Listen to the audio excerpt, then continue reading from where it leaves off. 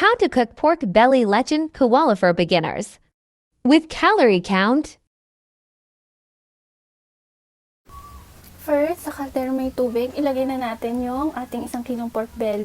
Bawang, sili, star anise, pamintang buo, onion leeks, and salt. Pakuluin ng 45 minutes or hanggang lumambot. Ayan, after natin siyang pakuluin at lumambot na, kailangan naman daw natin siyang tusukin ng tinidor. Yung skin niya para mas manuot yung ilalagay natin mamaya. After nun, hiwain naman natin siya, yung skin niya ng pa-checkered. Bale, manipis lang na cut, hindi naman aabot dun sa karne. Pahida natin siya ng vinegar with salt. Parang sobrang lasa na niya.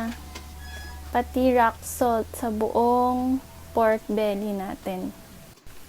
Tapos, i-air dry muna natin siya for at least 3 hours. Makalipas ng 3 oras, pwede na natin siyang iprito. Mag-ingat nga pala kayo na huwag kayong matalabsikan kasi sayang ang skin. Patulong na din ako dyan sa expert, kakatakot kaya. At ayan na, luto na ang ating putok-batok na lechon belly, pork belly, ano daw. Basta ayun, masarap to. At i-try nyo na rin. Thank you for watching!